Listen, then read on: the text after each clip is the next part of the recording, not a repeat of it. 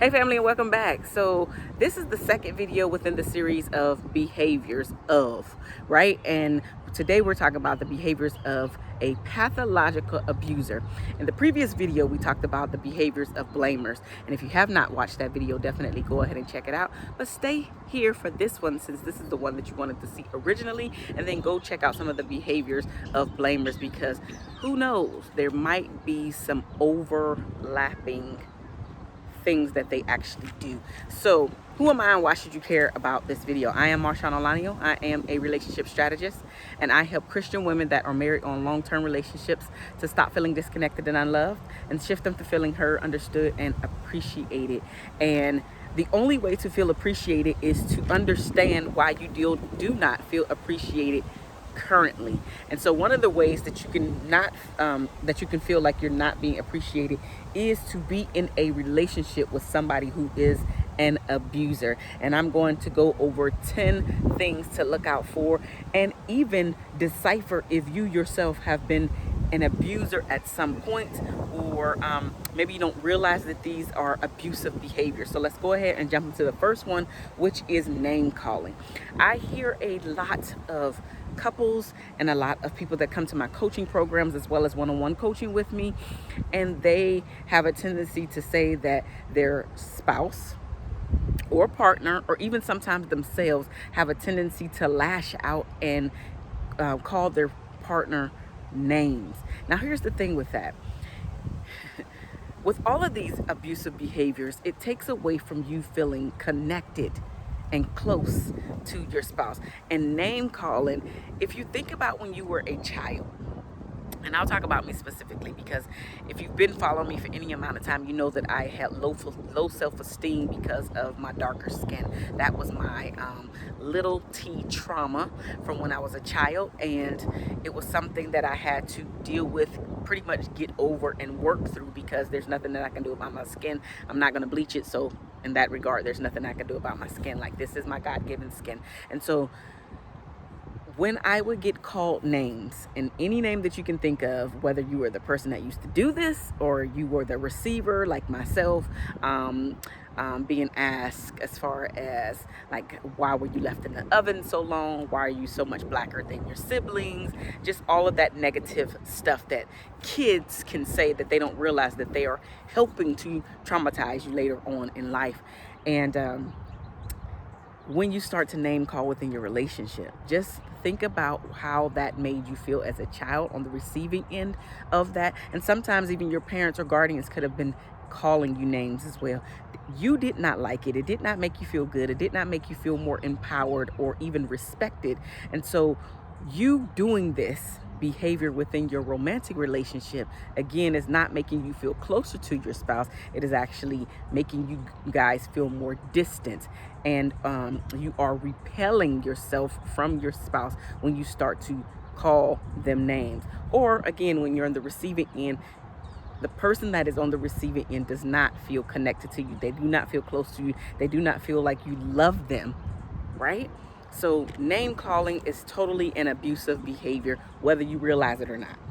Now that you're here, you cannot say that you do not know that you should not be doing that, because it is a form of abuse. The second thing that you need to pay attention to is if you have done this or are on the receiving end of any of these things. The second thing is public embarrassment. It never feels good to be put on display in a negative manner in front of a crowd, right? It's embarrassing enough. You feel bad enough when it's done in private, let alone having a crowd or an audience to witness you feel like little to nothing, right? And so anytime you have public displays of embarrassment, then this is a form of abuse of behavior. Yes, you are being an abuser if you are doing this, if you are waiting to you are waiting. You are hiding in the shadows, waiting for your opportunity to embarrass your partner. That is no way to treat your partner. And again, you are taking away from the love. You are subtracting instead of adding to your relationship. And even the trust, love, honor, respect, all of those names that you can insert there, you are taking away and subtracting from how your partner is feeling about you, as well as feeling about the relationship, and even questioning, what am I doing here? How long am I going to be here? What is my exit strategy? So there are a lot of questions that go through your head when you're in a situation that you notice you do not deserve, right? And then also that you notice you do not want to be a part of. The third thing is that you have been a part of the relationship where you have felt belittled, and specifically belittling your accomplishments. So maybe you decided to write an article. You're very, very proud about this article, or a book, or a scientific paper, or something like that, right? You're very, very excited that you got this out of your head and now it's down on paper. You're putting it out there like, oh my God, this is an accomplishment. It's done. You're about to celebrate. You're trying to have the celebration with your partner or spouse, and all of a sudden they put down your thing, and they have a tendency to put the word little in front of it. Your little book, right? Or you opened up your little business, or whatever it is that your accomplishment is, they use the word little in front of it to make it smaller than it actually is. Well, here's the thing. You have to realize that your thing is your thing, and it would not be an accomplishment if you didn't start it and finish it, right? And so lots of times abusers have a tendency, and just people in general, when they cannot do the thing that you have done, now they want to put you down because they do not want to even think about you being seen as better than them or having accomplished more than them, right? Now you're in the spotlight. They do not like it. So they have a tendency to belittle your accomplishments. The fourth thing to pay attention to is your partner or spouse may make unilateral decisions for you, right? So maybe they don't want you to see your family or friends, and so they have your family and friends numbers, right? You were supposed to attend something, and then they take it upon themselves to call and cancel for you. The unilateral decision comes into play because he did not, and I'm saying he because most of the time men do this. I'm sure some women do this, but this is something that I see men do more often than not, which is he'll call and cancel, and then you're wondering what happened, how come everybody's looking at you funny, maybe you showed up or something, and they're like, oh, John actually said that you weren't coming. And so you're literally left scratching your head.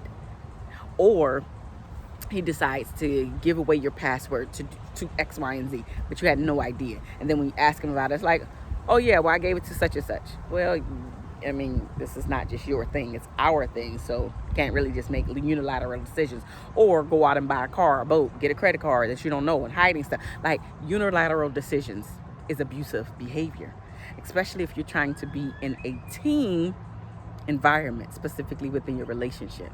So you cannot go out there and make unilateral decisions. It doesn't work in a healthy relationship. So you might be an abuser if you have done this, or being in an abusive relationship if you are experiencing any of these that I am mentioning. The fifth thing is that your partner treats you like a child, literally talks to you like a child. And we all know what it means to talk to a child. There is a different way that you talk to a child versus an adult, let alone your loved one, your lover, your romantic partner. There is a difference in the way that you talk to them when you're in love with them, when you're literally seeing the both of you as equals. Children, we have a tendency to use a different tone of voice, right? Because we want them to do something, right? We're trying to correct them in the way that they should go. At least that's the way that I look at it. You're trying to correct them in the way that he or she should go, so when they grow up, they do not depart from it. Yes, that is a biblical reference right there. But when you're talking to a child, you're literally trying to instruct them for the most part, to keep them on the right path. And so if your partner is talking to you like this, they're treating you as if you are a child. They're thinking for you. They're doing everything for you, right? Maybe you have to literally be with them all hours of the day. And I know that that's impossible to do, but you get my drift. Like, every free moment that you have, you are in his or her company. That can be seen as abusive behavior as well. Just treating you as a child, as if you cannot do anything by yourself. You cannot go anywhere by yourself, let alone being left alone by yourself. The sixth thing is that they walk out. when there's a conversation, when there's something that he or she does not like to, that he or she does not want to speak about, that they just don't want to get questioned about, right? They didn't like your answer. So instead of trying to really have an adult conversation about the topic at hand, they decide that they have had enough, and now they're going to control the situation by literally walking out the room and not returning, leaving you hanging. So that is a form of abuse. If you are doing that, sis, bruh, I need for you not to do that. I need for you to tighten up. I need for you to do better, right? This is why you're coming to my channel. You are here because you want to become a part of the top 1% of couples that have extraordinary relationships. And walking out on somebody who is trying to have a conversation with you is not only disrespectful, it is abusive, but it also shows how immature you are. And do you really want to be a part of the relationship, and a healthy relationship at that? And let's just keep it real. As adults, we can no longer use the excuse that my parents did X, Y, and Z, because how old are you? And if you're coming to my channel, you're definitely older than 18. So now you have the responsibility to show up and to do better. And if you did not witness these acts, now it's up to you to make your own choices. This is what adults do. We make our own choices. So you can no longer use the excuse that you saw this as a child, right? You saw your parents do it. Well, was it working good for them? Probably not, right? But we mimic the behaviors that we saw because we see it as normal. Well, walking out is not normal. Being in an abusive relationship is not normal. Being an abuser is not normal, right? Staying around because maybe you have low self-esteem. Again, maybe you saw your parents, which is usually the mom, right? Staying around, accepting all of this bad behavior and not walking away for one reason or another. Does not matter the reason, right? It's not normal. And so we have to normalize being better. We have to normalize calling ourselves out and standing up for the things that we know are right and speaking up about them, and stop accepting them. You cannot walk out and expect your partner to feel connected to you because you're unpredictable, right? I don't even know if I can say this thing to you without you throwing a temper tantrum, walking out the room, shutting down, not saying anything. Like, none of that behavior is productive. But I digress. Number 7, denying that there is any abuse at all. So say, for instance, your partner is like, you know what, I feel like you got some abusive behavior right here. Like, because literally they're scratching their head. They're trying to figure out, is this abusive behavior?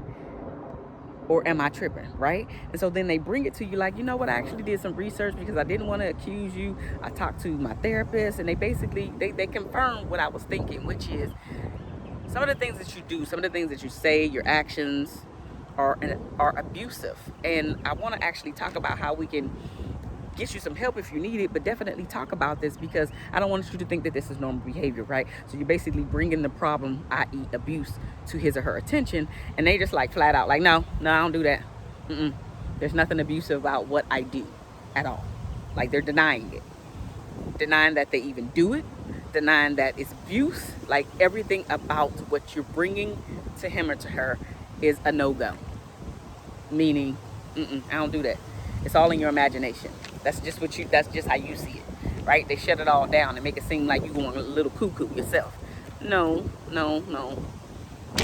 If they're not even open to having the conversation so they can literally think about the things that they do and say, then it's totally a form of abusive behavior that now he or she is aware of, because maybe before they weren't aware of it. But if they're not able to at least step back and say, hey, you know what?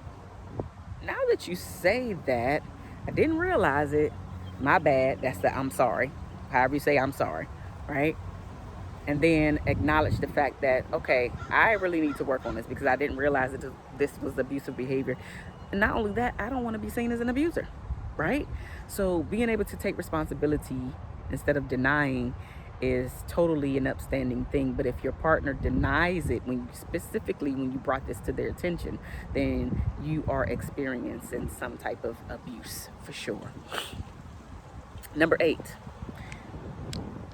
they start to accuse you of being the abuser, right? So their behaviors, they make it seem like is normal, right? And then whenever you do something, whenever you say something, they always accuse you of being the abuser. So they flip the script on you, they flip the tables around, and sometimes you are scratching your head because you're wondering, well, wait a minute, was I being abusive right then and there? I mean, maybe you were, right? Maybe some of what they're saying is actually true. So don't 100% just deny it or not even give it a second thought. However, people that do not like to take responsibility 1,000% will find somebody to blame, which is exactly what I spoke about in the previous video. The behaviors of blamers. Again, if you have not watched that video, go ahead and check that out. Number 9, which is blaming you for their behaviors. For their problems. Again, blame.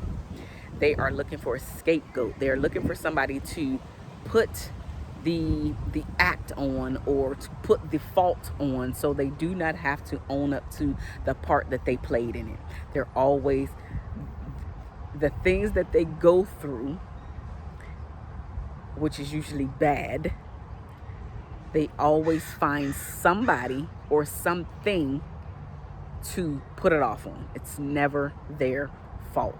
So they're always looking for somebody to blame for their problems. Again, that responsibility, they never take responsibility. It's never their fault. It's always somebody else's fault. Abusive behavior and immature behavior, but we're speaking specifically about abusive behavior today. Number 10 is they shut down. Abusive people will shut the conversation down because they're trying to avoid taking responsibility. They're trying to avoid answering any type of questions. And they're also trying to avoid you seeing who they truly are. So they shut down any form of communication, right? I just mentioned earlier about walking out, literally walking out. That's shutting down the communication, right? Blaming other people, shutting down the communication. Blaming you for all of their issues is shutting down the communication, because you cannot get past the blame because he or she doesn't even believe that they're doing it, or they're being manipulative to get you to believe that it is you when in fact it is him or it is her. Now, if you made it this far, definitely go ahead and give me a thumbs up and subscribe to the channel if you have yet to do that. And now for sticking around, I'm gonna give you a bonus of people who have behaviors of psychological abusers, which is withholding affection. Withholding affection is a form of abuse, because all of us need to feel loved, and we need that affection. We need that touch, right? And so if you're withholding the very thing that you know that I need, right? You are trying to control the situation. And again, you are abusing me in that way, which also leads to the door being open to somebody else creeping in. Because when you're not getting these things at home, I'm not saying that the cheating would be right, but I am giving you a clue if you don't have one, okay? So anytime you try to control the situation by withholding affection, right? By withholding sex, by withholding the very thing that you know that your partner needs to feel loved because they have expressed this to you, you will be on the losing end of the stick at some point. It might not happen in that moment, right? It might not happen that week. It might not happen that month. It might not even happen that year. But at some point, you will be on the losing end of the stick, because humans can only take so much. You can only take so much. I mean, I know that the Bible talks about long suffering, right? And then usually in that aspect, they talk about women, how we go through much more long suffering than men. But it also says that it only lasts for a season. And that season could be a few months. The season could be a few years. The season could even be a few decades. The point is, it does not last forever. So if you are a person who has been the abuser and you actually need help, then you really should seek out a counselor or therapist that specializes in that. That is not me, but you definitely should seek it out, because this will help you to get into a healthy relationship so you can become a part of the top 1% of couples that have extraordinary relationships. Because whenever you are the abuser or you are receiving the abuse, you do not feel like you are in a very healthy relationship. And it's because you're not. You're not. There is going to be a breakdown at some point. I love you guys. There's nothing that you can do about it. My name is MarshaunO, your favorite relationship strategist. And the next video within the series, we will be talking about the behaviors of cheaters. So come on back here in a few days, check that out. And depending on when you're watching this, I will have a playlist for the behaviors of. Again, we talked about blaming the other day, and today we're talking about psychological abuse. The next time you see me, we will be talking about the behaviors of cheaters. I will see you there. Bye now.